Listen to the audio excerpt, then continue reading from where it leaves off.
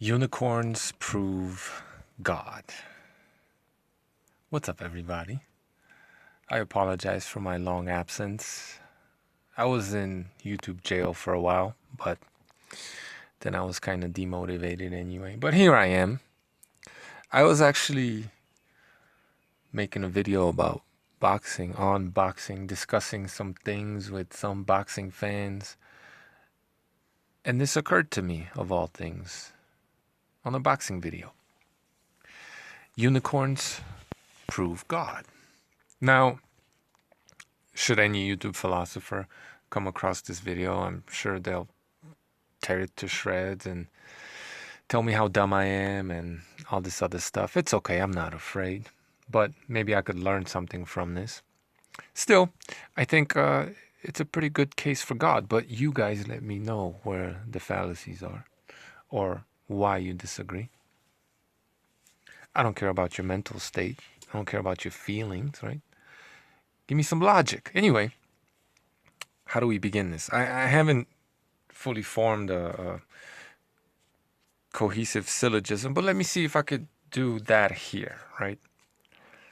I'm probably going to ramble a little bit, but feel free to pull out any individual sentences and edit them, make them your own. There's going to be a syllogism in there, more or less, okay? All right, so you often hear people in the know say that it's impossible to prove a negative. Now, it's not, because you could prove that it didn't rain yesterday, right?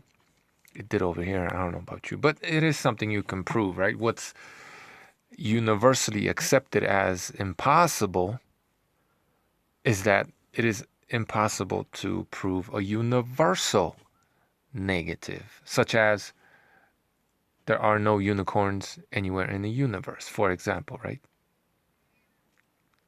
It is impossible to prove this universal negative, that, once again, there are no unicorns anywhere in the universe. But the problem with that statement is that it seems to be self-refuting, because to state that you cannot prove a universal negative, you're asserting a universal negative, right? So it's a contradictory statement. Thus, logically, it has to be possible to prove that there are, for example, no unicorns anywhere in the universe. And yet, all the smart people, much smarter than myself, all the philosophers, especially here in YouTube, agree that it is impossible to prove a universal negative. Well, it is impossible for us, right? But since logically that cannot be true, thus it is possible, what I think that necessitates is an all-knowing, at the very least, perhaps an all-knowing being, and perhaps the creator of the universe, right? Because who would know the entire universe, right? We can't. Our scope is limited to the here and the now, but not God. God is commonly known as the creator of the universe, and at the very least all-knowing, at least in the Christian faith, right?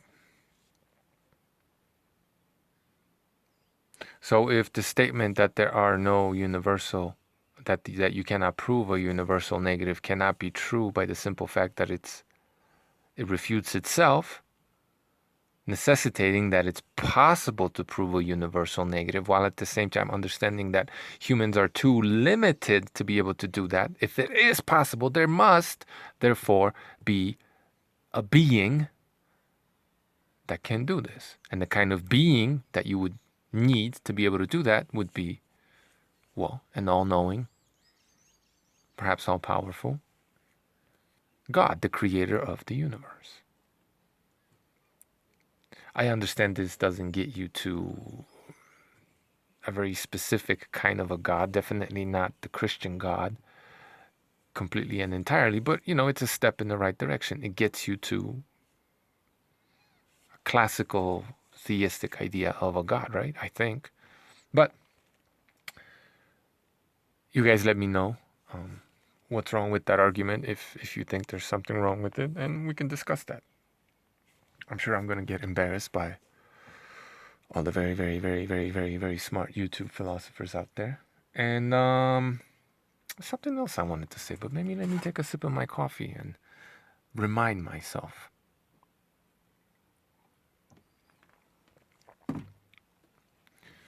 Gee, I can't think of it. Unicorns prove God. Oh, yeah, I just wanted to send a shout out to Matt Dillahunty and Jay Dyer and the debate that they had. And some other debates both of them had with different other people. I think, I'm not too sure, because again, I'm not as keen as some of you. I think what I just did there was present a kind of transcendental argument, which is something that Jay Dyer talks about all the time. And well, unicorns, that's Matt Dillahunty's area of expertise, right? Thanks for listening.